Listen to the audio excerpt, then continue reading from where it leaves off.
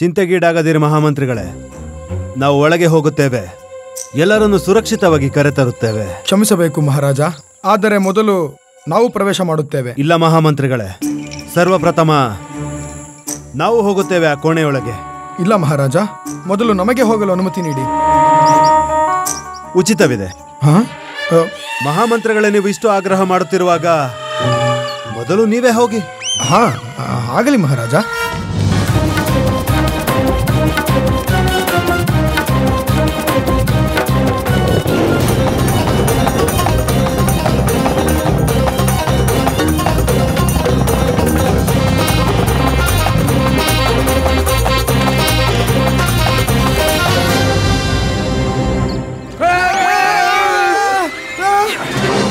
ಗುರುವರ್ಯ, ಅಯ್ಯೋ, ಹುಲಿಯಿಂದ ತಪ್ಪಿಸ್ಕೊಂಡು ಆನೆ ಡಿಕ್ಕಿ ಹೊಡೆದ್ವಿ. ಮಹಾಮಂತ್ರಿಗಳೇ, ನೋಡ್ಕೊಂಡು ಬರಕ್ಕಾಗಲ್ವಾ ನೀವು? ಕ್ಷಮೆ ಕ್ಷಮೆ ಆಚಾರ್ಯರೇ. ಮಹಾರಾಜ, ಪ್ರಣಾಮ ಮಹಾರಾಜ. ಗುಂಡಪ್ಪ ಮಹಾರಾಜ, ಪ್ರಣಾಮ ಮಹಾರಾಜ. ಪಂಡಿತ ರಾಮಕೃಷ್ಣ, ಅಮ್ಮ ಶಾರದಾ ದೇವಿ, ಬಚಾವಾದ್ವಿ, ಎಲ್ಲ ಬಚಾವಾದ್ವಿ. ಈ ದಣಿಮಣಿ ಎಲ್ಲಿ ಹೋದ್ರು?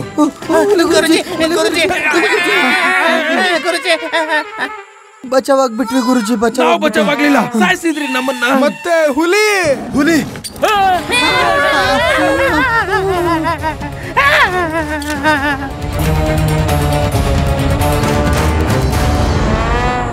ಪಂಡಿತ ರಾಮಕೃಷ್ಣ, ಅದ್ಭುತ ಅದ್ಭುತ ಕಾರ್ಯ ಮಾಡಿದ್ದೀರಿ ನೀವು.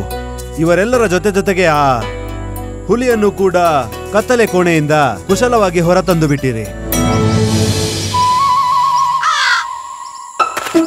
ನಿಮಗಲ್ಲ ಮಹಾರಾಜ, ನಮಗೆ ಸಂಬೋಧಿಸುತ್ತಿದ್ದಾರೆ.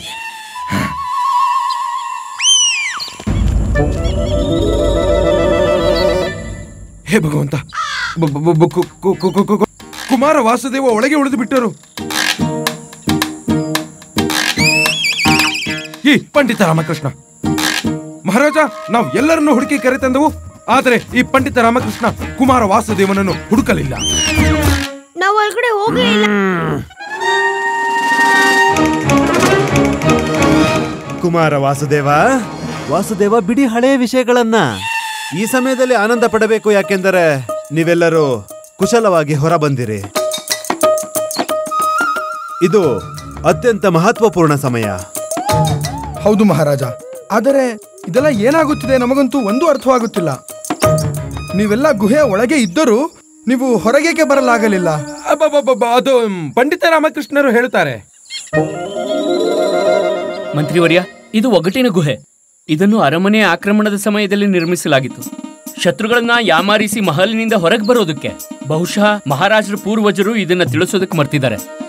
ಸತ್ಯವಚನ ಪಂಡಿತ ರಾಮಕೃಷ್ಣರೇ, ಇದು ನಮಗೆ ಆ ಕೋಣೆಯಲ್ಲಿದ್ದ ನಕ್ಷೆಯಿಂದ ತಿಳಿಯಿತು. ಆದರೆ ನೀವು ಒಗಟಿನಂಥ ಸಮಸ್ಯೆ ಬಗೆಹರಿಸಿದ್ದು ಹೇಗೆ? ಹೇಳಿ ಹೇಳಿ. ಇಲಿಗಳು ಮತ್ತು ಅಸ್ಥಿಪಂಜರದ ಸಹಾಯದಿಂದ. ಏನು? ನಾನು ಗಮನಿಸಿದೆ, ಆ ಇಲಿಗಳು ಯಾವ ಮಾರ್ಗದಿಂದ ಒಳಗ್ ಬರ್ತಿದ್ವೋ ಅದೇ ಹೊರಗೆ ಹೋಗೋ ಮಾರ್ಗ ಅಂತ. ನಾನು ಅದನ್ನ ಹಿಂಬಾಲಿಸದೆ ಆ ಮಾರ್ಗವನ್ನು ಖಾತರಿಪಡಿಸಿಕೊಳ್ಳಲು ಅಸ್ಥಿಪಂಜರಗಳಿಂದ ಗುರುತು ಮಾಡ್ತಾ ಹೋದೆ. ಇನ್ನು ಮುಂದೆ ಯಾರು ಒಳಗ್ ಬಂಧಿಯಾಗೋದು ಇಲ್ಲ, ಸಾಯೋದು ಇಲ್ಲ. ಎಲ್ರಿಗೂ ಹೊರಗೆ ಬರೋ ಮಾರ್ಗ ಸಿಕ್ಬಿಡುತ್ತೆ. ಅಷ್ಟೆಲ್ಲ ಅಸ್ಥಿಪಂಜರ ಹೆಂಗ್ ಬಿದ್ದಿತ್ತಿಲ್ಲ ಅಮ್ಮ? ಅದ್ ಯಾಕೆ ಅಂದ್ರೆ, ಒಂದೊಮ್ಮೆ ಶತ್ರುಗಳೇನಾದ್ರೂ ಒಳಗ್ ಹೋದ್ರೆ ಆ ಅಸ್ಥಿಪಂಜರಗಳನ್ನ ನೋಡಿ ಹೆದರ್ಕೊಳ್ಳಿ ಅಂತ. ಆದ್ರೆ ಪಂಡಿತ್ ರಾಮಕೃಷ್ಣರೇ, ದ್ವಾರ ಒಳಗಿಂದ ತನ್ನಂತಾನೆ ಮುಚ್ಕೊಂಡ್ ಬಿಡ್ತು. ಹೇಗೆ? ಗಾಳಿಯ ಒತ್ತಡದಿಂದ. ಮತ್ತೆ ಯಾಕೆ ತರ್ಕೊಳ್ಳಿಲ್ಲ? ಅದ್ಯಾಕಂದ್ರೆ ಗುರುವರಿಯ, ಗಾಳಿಯ ಒತ್ತಡದಿಂದ ದ್ವಾರ ಮುಚ್ಕೊಂಡಾಗ ಆಗ ಚಿಲಕ ಸ್ವಯಂ ಬಿದ್ದು ಹೋಗುತ್ತೆ, ಹಾಗೂ ದ್ವಾರ ಮುಚ್ಕೊಂಡೇ ಇರುತ್ತೆ. ನಮ್ಗಿದು ಮೊದಲೇ ಗೊತ್ತಿತ್ತು. ನಾವು ಮೊದಲೇ ಹೇಳಿ ಮಹಾರಾಜ, ಈ ಭೂತಗೀತ ಏನೂ ಇರೋದಿಲ್ಲ ಅಂತ. ಯಾರು ಬೇಕಾದ್ರೂ ಒಳಗೆ ಸಲೀಸಾಗಿ ಹೋಗಬಹುದು, ಹಾಗೂ ಸ್ವಲ್ಪ ಬುದ್ಧಿವಂತಿಕೆ ಇದ್ರೆ ಹೊರಗೂ ಬರಬಹುದು. ಹಾಗಿದ್ದರೆ ನೀವು ಪುನಃ ಒಳಗಡೆ ಹೋಗಬೇಕು. ಮತ್ತೇನಿದೆ ಒಳಗಡೆ? ನಮ್ಮ ಚೆಂಡು. ಅರೆ, ಇಲ್ಲಿದೆ ನಿಮ್ ಚೆಂಡು. ಇದು ಒಳಗಡೆ ಹೋದ ತಕ್ಷಣನೇ ಸಿಕ್ತು ಗುರುವರಿಯರಿಗೆ. ಗುರುವರಿಯ, ನೀವು ಹುಡುಕಿದ್ರಾ? ನಾವು ಹುಡುಕಿದ್ವಿ. ಹಾಗಿದ್ರೆ ನಿಮಗೆ ಪುರಸ್ಕಾರ ಸಿಗಬೇಕು. ಅವಶ್ಯವಾಗಿ ಸಿಗಬೇಕು. ನಿಮಗೆ ಪುರಸ್ಕಾರವೇನೆಂದರೆ ನಮ್ಮ ಜೊತೆ ಲಗೋರಿ ಆಟ ಆಡುವುದು. ಇಲ್ಲ.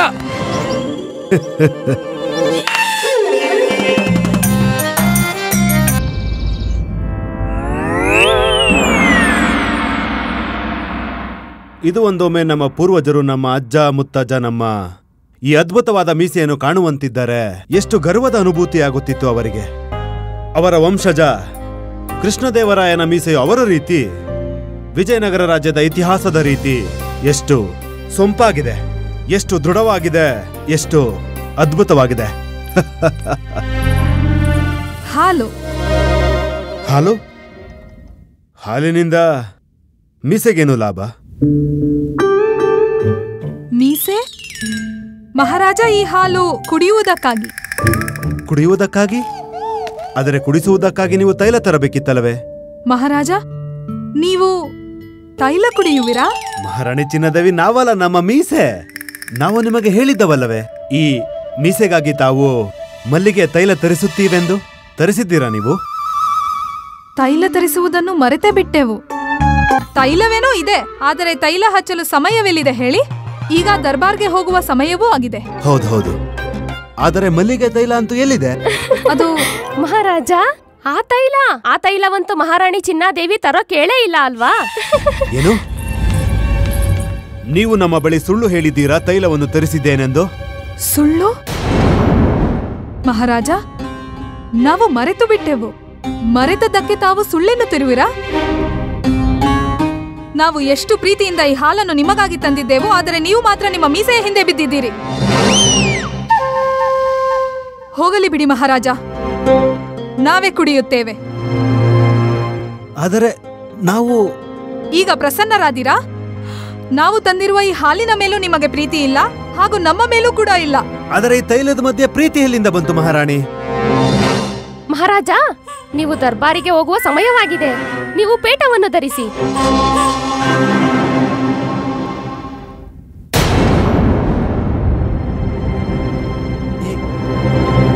ನಮ್ಮ ಗರಿ ಹೇಗೆ ಉದುರಿತು?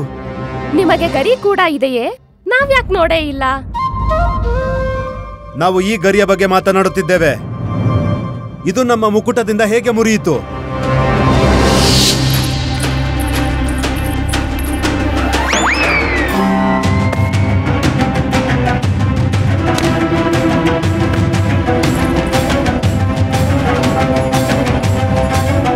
ಮಹಾರಾಜ, ನೀವೇನ್ ಹೇಳಕೊಟ್ಟಿದ್ದೀರಾ? ನಾವೇ ಪೇಟವನ್ನು ಬೀಳಿಸಿ ಗರಿ ಮುರಿದಿರುವ ಹಾಗೆ ಮಾತನಾಡುತ್ತಿದ್ದೀರಾ? ಅರ್ಥಾತ್ ನಿಮ್ಮಿಂದ ನಮ್ಮ ಮುಕುಟ ಬಿದ್ದಿದೆ. ಇಲ್ಲಿ ನೋಡಿ ಚಿನ್ನಾದೇವಿ, ಎಷ್ಟು ಚಿಕ್ಕ ವಿಷಯಕ್ಕೆ ಎಷ್ಟು ಕ್ರೋಧಿತರಾಗುತ್ತಿದ್ದಾರೆ ಮಹಾರಾಜ. ತುಚ್ಛ. ಮಹಾರಾಣಿ ತಿರುಮಲಾಂಬ, ಈಗ ಸಾಬೀತಾಗೋಯ್ತು ಮಹಾರಾಜರು ನಮ್ಮಿಬ್ಬರನ್ನು ಪ್ರೀತಿಸುವುದಿಲ್ಲವೆಂದು. ಕ್ಷಮೆ ಕೇಳುತ್ತೇವೆ ನಾವು, ನಮ್ಮಿಂದ ತಪ್ಪಾಗಿ ಹೋಯ್ತು. ಕ್ಷಮಿಸಿ ಬಿಡಿ ನೀವಿಬ್ಬರು ನಮ್ಮನ್ನು. ನಮ್ಮ ಗರಿಯನ್ನು ಮುರಿದು ಬಿಟ್ಟಿದ್ದೀರಾ. ನೋಡಿ ನೋಡಿ, ಕ್ರೋಧಿತರಾಗಿ ಹೇಗೆ ಹೋಗ್ತಿದ್ದಾರೆ.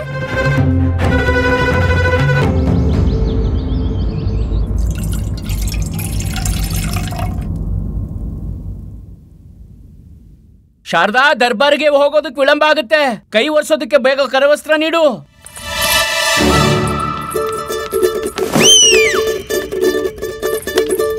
ಇಂದು ವಿಳಂಬ ಆಗೋಯ್ತು.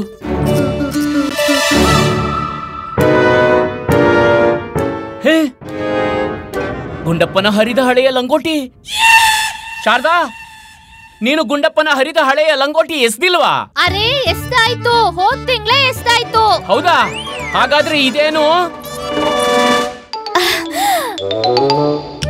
ಅದು ಈ ಲಂಗೋಟಿ.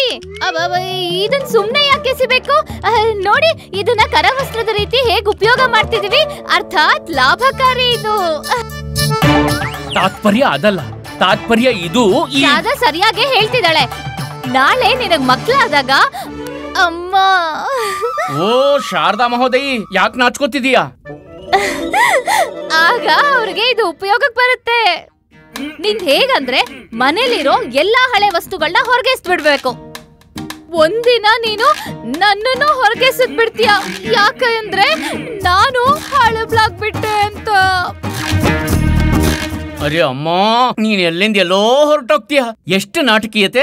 ಏನ್ ಮಾತಾಡ್ತಿದ್ಯಾ? ವಿಷಯ ಹೊಸ್ತು ಹಳೇದನ್ನೋದಲ್ಲ, ವಿಷಯ ಸುಳ್ಳು ಹೇಳೋದು. ಶಾರದಾ ನನ್ನ ಹತ್ರ ಸುಳ್ಳು ಹೇಳಿದಾಳಲ್ವಾ, ಅವಳು ಗುಂಡಪ್ಪನ ಹರಿದ ಹಳೆಯ ಲಂಗೋಟಿ ಎಸ್ದು ಬಿಟ್ಟೆ ಅಂತ. ಆದ್ರೆ ಈ ಲಂಗೋಟಿಯನ್ನ 1 ತಿಂಗಳಿಂದ ಹಾಗೆ ಇಟ್ಟಿದ್ದಾಳೆ. ಏನ್ ಸುಳ್ಳು ಹೇಳ್ಬಿಟ್ಲು ಅಂತ ಈಗ? ನೋಡು, ಒಂದ್ ಸಣ್ಣ ಸುಳ್ಳು ಹೇಳಿದ ತಕ್ಷಣ ಯಾವ ಆಕಾಶ ಕಲ್ಚ್ ಬಿದ್ಬಿಡ್ತು. ಸಣ್ಣ ಸಣ್ಣ ಸುಳ್ಳುಗಳನ್ನ ಎಲ್ರು ಹೇಳ್ತಾರೆ. ನೀನ್ ಯಾವತ್ತೂ ಸುಳ್ಳೇ ಹೇಳಿಲ್ವಾ? ಅಮ್ಮ, ನೀನ್ ಸುಳ್ಳನ್ ಬೆಂಬಲಿಸ್ತಾ ಇದ್ಯಾ? ನೀವ್ ನನ್ನನ್ ಸುಳ್ಳಿ ಅಂದ್ರು. ಶಾರದಾ ಮಹೋದಯಿ, ಮೊಸಳೆ ಕಣ್ಣೀರ್ ಸುರ್ಸೋದ್ ನಿಲ್ಸಿ. ಮೊಸಳೆ ಕಣ್ಣೀರು? ನೀವ್ ಅನ್ಕೊಂಡಿದ್ದೀರಾ ಸ್ತ್ರೀಯರು ಮೊಸಳೆ ಕಣ್ಣೀರ್ ಸುರಿಸ್ತಾರೆ ಅಂತ? ನಾವ್ ನಾಟಕ ಮಾಡ್ತಿದ್ದೀವ? ನಾನ್ ಸುಳ್ಳು ಹೇಳ್ತಿದ್ದೀನ? ನಾನ್ ರಾಕ್ಷಸಿನ? ಆಟಗಾತಿನ? ನೀವೇನು ಪರಿಶುದ್ಧರು ಅಲ್ವಾ? ಇನ್ನೇನು, ನಿನ್ನ ರೀತಿ ಹರಿದ ಲಂಗೋಟಿಯನ್ನ ನಾನು ಮನೇಲಿ ಇಡೋದೇ ಇಲ್ಲ ಅಲ್ವಾ? ನೋಡಿದ್ರ ಅಮ್ಮ, ಇದನ್ ಯಾಕೆ ಇಟ್ಟಿದೀವಿ ಅಂತ ಇವ್ರಿಗೆ ಗೊತ್ತಿಲ್ಲ. ಇವ್ರ ದೃಷ್ಟಿಯಲ್ಲಿ ಮಾಟಗಾತಿ ಆಗ್ಬಿಟ್ಟೆ. ನಾನು ಆ ರೀತಿ ಏನು ಹೇಳಿಲ್ಲ. ನೀವ್ ಹೇಳ್ತಿಲ್ಲ, ಆದ್ರೆ ನಿಮ್ ಮನ್ಸಲ್ಲಿ ನೀವ್ ಅನ್ಕೊಂಡಿದ್ದೀರಾ ನಾನ್ ಮಾಟಗಾತಿ ಅಂತ. ಅಯ್ಯೋ, ನೀನೇ ಅನ್ಕೊಳ್ತಿದ್ಯಾ ನಾನು ಮಾಟಗಾತಿ ಅಂತ. ಆದ್ರೆ ನೀವ್ ಇದನ್ನು ಹೇಳಿಲ್ಲ ಅಲ್ವಾ, ನಾವು ಮಾಟಗಾತಿ ಅಲ್ಲ ಅಂತ. ಅಯ್ಯೋ, ಮೊದ್ಲು ಇದನ್ನ ಹೇಳು. ನಾನ್ ನಿನಗೇನಂದೆ? ನಾನ್ ನಿಂಗೆ ಸುಳ್ಳಿ ಅನ್ನೋ ಇಲ್ಲ ಮಾಟಗಾತಿ ಅನ್ನೋ? ಎರಡು.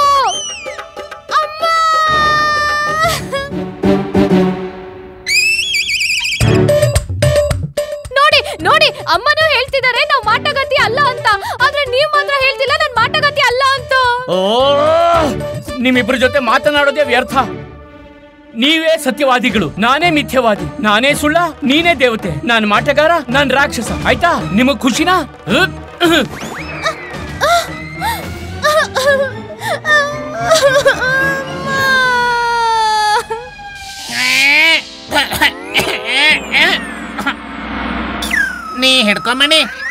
ನೀನೇ ಹಿಡ್ಕೊಂಬಣಿ.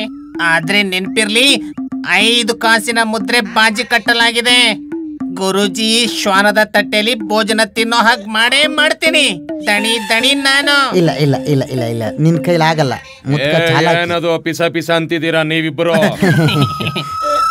ಗುರುಜಿ, ನಾವ್ ಇಲ್ಲಿವರೆಗೂ ತುಂಬಾನೇ ನೋವು ಕೊಟ್ಟಿದ್ದೀವಿ. ನಾವು ಮೂರ್ಖರ ಮಾತಿಗೆ ಬೆಲೆ ಕೊಡೋದೇ ಇಲ್ಲ. ಆದ್ರೆ ಇವತ್ತು ನಮ್ಮೆಲ್ಲ ಪಾಪಗಳಿಗೆ ಪ್ರಾಯಶ್ಚಿತ್ತ ಮಾಡ್ಕೋತೀವಿ ಗುರುಜಿ.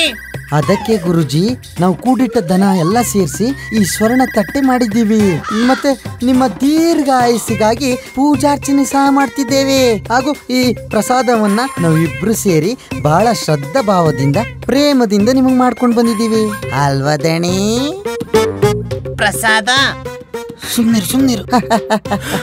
ನಮಗೆ ಅಂದ್ಕೊಂಡೇ ಇರಲಿಲ್ಲ ನಮ್ಮ 4 ಶಿಷ್ಯರು ನಮ್ಮನ್ನ ಇಷ್ಟು ಪ್ರೀತಿಸ್ತಾರೆ ಅಂತ.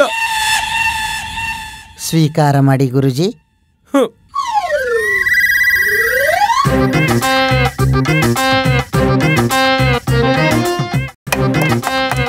ಇದು ಸ್ವರ್ಣದ ತಾನೇ? ಸಂದೇಹ ಪಡಬೇಡಿ ಗುರುಜಿ, ನಮ್ಮ ಹತ್ರ ಎಷ್ಟು ಸ್ವರ್ಣ ಮುದ್ರೆ ಇದ್ವೋ ಎಲ್ಲವನ್ನು ನೀಡಿ ಈ ಸ್ವರ್ಣ ತಟ್ಟೆ ತಗೊಂಡಿದ್ದು ನಾವು. ಬಿಡು ದಣಿ, ಬಿಡು. ನಮ್ ಗುರುಗಳಿಗೆ ನಮ್ಮ ಶ್ರದ್ಧೆ ಮೇಲೆ ವಿಶ್ವಾಸನೇ ಇಲ್ಲ. ನಾವಿವರ 4 ಶಿಷ್ಯರು, ಮೂರ್ಖರು ಹಾಗೂ ದಡ್ಡರು ಕೂಡ ಮಾಡಿ. ನಾವು ಭಾವಕರಾಗಿ ನಮ್ಮ ಗುರುಜಿಗೆ ದಕ್ಷಿಣೆ ತಂದೆವು. ಗುರು ದಕ್ಷಿಣೆ. ಇಲ್ಲ ಹಾಗೇನಿಲ್ಲ. ಕೊಡಿ.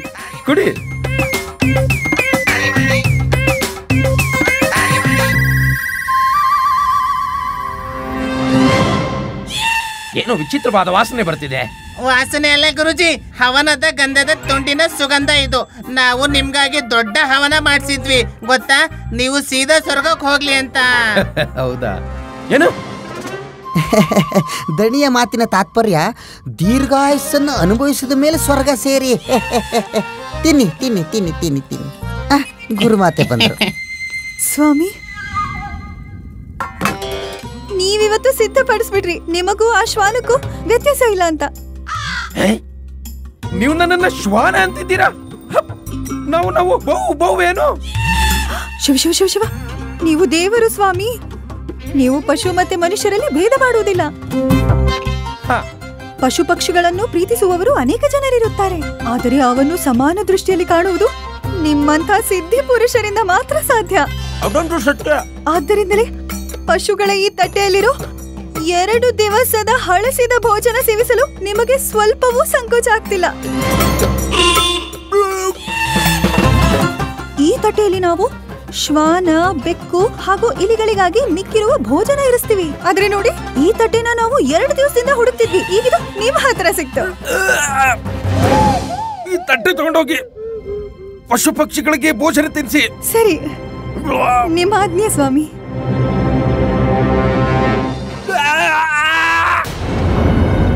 ನಮಗೆ ಪಶು ಪಕ್ಷಿಗಳ ಭೋಜನ ತಿನ್ನಿಸಿದ್ರು, ನಮಗೆ ಸುಳ್ಳು ಹೇಳಿದ್ರು.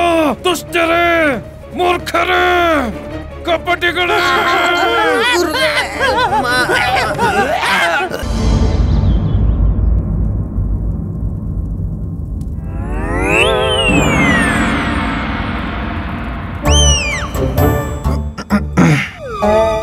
ಏನು ವಿಷಯ ಮಂತ್ರಿವರ್ಯ?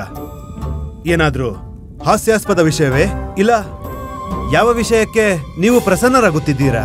ಅದು ಏನಿಲ್ಲ ಮಹಾರಾಜ, ಅದು ನಮಗಿಂದು ಜ್ಞಾನೋದಯವಾಗಿದೆ. ಈ ಸಮಸ್ತ ವಿಶ್ವವನ್ನು ಯಾವ ಸಮಸ್ಯೆ ಕಾಡುತ್ತಿದೆ ಎಂದು. ಅದೇ ಎಲ್ಲಾ ಪಾಪ ಹಾಗೂ ಅಶಾಂತಿಗೆ ಕಾರಣ. ಅದೇನ್ ಮಹಾರಾಜ? ಅಸತ್ಯ. ಸತ್ಯವಚನ ಮಹಾರಾಜ, ಸತ್ಯವಚನ. ಸುಳ್ಳಿನ ಬಗ್ಗೆ ನಾನೇನು ಹೇಳಿ? ಒಂದು ಹರಿದ ಲಂಗೋಟಿಯ ಕಾರಣದಿಂದ. ಲಂಗೋಟಿ? ಲಂಗೋಟಿ ಅಲ್ಲ ಮಂತ್ರಿವರ್ಯ, ಉಂಗುರ. ನನ್ನ ಉಂಗುರ ಕಳೆದು ಹೋಗಿದೆ, ಅದ್ರ ಬಗ್ಗೆನೇ ಚಿಂತಿಸ್ತಿದ್ದೆ. ಒಬ್ಬ ಶುದ್ಧ ಉಚ್ಚ ಶ್ರೇಣಿಯ ಪಂಡಿತನಿಗೆ ಪಶುಗಳ ಭೋಜನವನ್ನು ತಿನ್ನಿಸಿದರು. ಸುಳ್ಳು ಹೇಳಿ ಮಹಾರಾಜ, ಶ್ವಾನದ ಭೋಜನ ತಿನ್ನಿಸಿದರು. ನೀವೇ ಯೋಚಿಸಿ ಮಹಾರಾಜ, ಅದು ಶ್ವಾನದ ತಟ್ಟೆಯಲ್ಲಿ. ಗುರುವರ್ಯ, ಶ್ವಾನದ ಭೋಜನ ನೀವು ಗ್ರಹಣ ಮಾಡಿದ್ದೀರಾ? ಹೌದು ಮಹಾರಾಜ. ಇಲ್ಲ ಮಹಾರಾಜ, ಇಲ್ಲ. ನಮ್ಮ ಮಾತಿನ ತಾತ್ಪರ್ಯ ಏನೆಂದ್ರೆ, ಇವರಿಬ್ಬರು ಶ್ವಾನದ ತಟ್ಟೆಯಲ್ಲಿದ್ದ ಭೋಜನವನ್ನು ತಿಂದುಬಿಟ್ರು. ಅದರ ನಂತರ ಸುಳ್ಳು ಹೇಳುತ್ತಿದ್ದರು, ಇದು ನಮ್ಮ ಭೋಜನ ಅಂತ. ಆ ಶ್ವಾನಗಳು ಪಾಪ ಹಸಿದ್ಕೊಂಡಿದ್ವು ಮಹಾರಾಜ. ಇದೆಲ್ಲ ಒಂದು ಸುಳ್ಳಿನ ಕಾರಣ. ಗುರುವರ್ಯ, ಇತ್ತೀಚೆಗೆ ಸುಳ್ಳು ಹೇಳೋದು ಮನುಷ್ಯನ ಸ್ವಭಾವ ಆಗಿದೆ. ಸತ್ಯ ಹೇಳಿದ್ರಿ ಪಂಡಿತ ರಾಮಕೃಷ್ಣ, ನೀವು ಖಂಡಿತ ಸತ್ಯ ಹೇಳಿದ್ರಿ. ನಮ್ಮ ಪ್ರಕಾರದಲ್ಲಿ ಮಿಥ್ಯವಾದಿ ಮನುಷ್ಯರನ್ನು ವಿಜಯನಗರದಿಂದ ಹೊರಗಟ್ಟಬೇಕು. ನೀವಿದೆಂಥ ಮಾತಾಡ್ತಿದ್ದೀರಿ ಆಚಾರ್ಯರೇ? ಒಪ್ಪುವೆ, ಸುಳ್ಳು ಹೇಳುವುದು ಒಳ್ಳೆಯದಲ್ಲ. ಆದರೆ ಅದಕ್ಕಾಗಿ ಎಲ್ಲರನ್ನೂ ಬಹಿಷ್ಕಾರ ಮಾಡಲು ಸಾಧ್ಯವೇ? ಈ ರೀತಿ ಮಾಡಿದರೆ ಅರ್ಧಕ್ಕರ್ಧ ವಿಜಯನಗರವೇ ಖಾಲಿಯಾಗುತ್ತದೆ. ಅರ್ಥ ಅದಲ್ಲ ಮಂತ್ರಿವರ್ಯ, ಸಂಪೂರ್ಣ. ಯಾಕಂದ್ರೆ ಪ್ರತಿಯೊಬ್ಬ ವ್ಯಕ್ತಿ ಒಂದಲ್ಲ ಒಂದ್ ಬಾರಿ ಯಾವ್ದಾದ್ರೂ ಒಂದು ಪರಿಸ್ಥಿತಿಲಿ ಸುಳ್ಳು ಹೇಳೇ ಹೇಳ್ತಾನೆ. ಯಾರು ಹೇಳಿದ್ರು? ನಾವು ಯಾವತ್ತಾದ್ರೂ ಸುಳ್ಳು ಹೇಳೋದನ್ನ ನೋಡಿದ್ದೀರಾ? ಇಲ್ಲ, ಯಾರು ಸಹ ನೋಡಿಲ್ಲ, ಯಾವತ್ತೂ ನೋಡಿಲ್ಲ. ಯಾಕಂದ್ರೆ ನಾವು ಸುಳ್ಳೇ ಹೇಳಲ್ಲ. ಗುರುವರ್ಯ, ತಾವು ಸಹ ತಿಳಿದೇನೋ ಎಂದಾದ್ರೂ ಒಮ್ಮೆ ಸುಳ್ಳು ಹೇಳಿರ್ಬಹುದು ಗುರುವರ್ಯ. ಇಲ್ಲ, ನಾನಂತೂ ಹೇಳಿರುವೆ, ಮಹಾರಾಜರು ಖಂಡಿತ ಹೇಳಿರ್ಬಹುದು. ಗುರುಜಿ, ಅತ್ಯಂತ ಒಳ್ಳೆ ಅವಕಾಶ, ಬೆಂಕಿಗೆ ತುಪ್ಪ ಸುರಿದ್ಬಿಡಿ. ಪಂಡಿತ ರಾಮಕೃಷ್ಣ, ನೀವಿದೇನ್ ಹೇಳುತ್ತಿರುವಿರಿ? ಮಹಾರಾಜರು ಸುಳ್ಳು ಹೇಳುವವರೇ? ಹೇ ಭಗವಂತ, ಮಹಾಜ್ಞಾನಿ, ದೂರದರ್ಶಿ, ರಾಜಗುರು ತಥಾಚಾರ್ಯರ ಆಶ್ರಯದಾತರಾದ ವಿಜಯನಗರ ಸಾಮ್ರಾಜ್ಯದ ಮಹಾರಾಜ ಶ್ರೀಕೃಷ್ಣ ದೇವರಾಯರ ಮೇಲೆ ಮಿಥ್ಯವಾದಿ ಎನ್ನುವ ಆರೋಪ ಹೊರಿಸುತ್ತಿರುವಿರಾ? ಇಷ್ಟೊಂದು ಉದ್ಧಟತನವೇ? ಗುರುವರ್ಯ, ಸುಳ್ಳು ಸದಾ ಸುಳ್ಳಾಗೇ ಇರೋದು. ಕೆಲವೊಮ್ಮೆ ಅದನ್ನ ಒಳ್ಳೆ ಕಾರ್ಯದ ಸಲುವಾಗೂ ಹೇಳಲಾಗುತ್ತೆ. ಹೀಗಿರಲು ಮಹಾರಾಜ ಕೆಲವೊಮ್ಮೆ ಸುಳ್ಳನ್ನ ಹೇಳಿದ್ರೂ ಕೂಡ ಅದ್ರಲ್ಲಿ ತಪ್ಪೇನಿದೆ?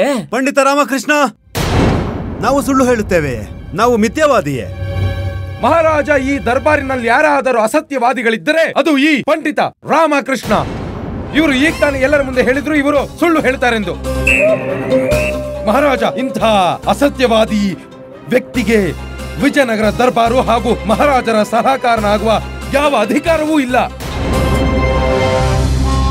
ಮಹಾರಾಜ, ನನ್ನ ಮಾತಿನ ಅರ್ಥ ಖಂಡಿತ ಇದಾಗಿರ್ಲಿಲ್ಲ. ಸಾಕು ಪಂಡಿತ ರಾಮಕೃಷ್ಣ, ಸಾಕು.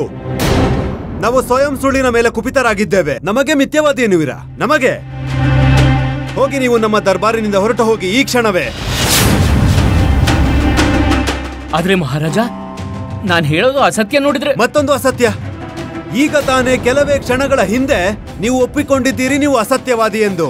ನಿಮ್ಮಂತ ಅಸತ್ಯವಾದಿಗಳ ಮುಖ ನಾವು ನೋಡಲು ಬಯಸುವುದಿಲ್ಲ. ಹೋಗಿ, ನಮ್ಮ ರಾಜ ದರ್ಬಾರಿನಿಂದ ಹೊರಟು ಹೋಗಿ. ಇಂತಹ ಸುಳ್ಳಿನ ವ್ಯಕ್ತಿಗಳು ನಮಗೆ ಅವಶ್ಯಕತೆ ಇಲ್ಲ.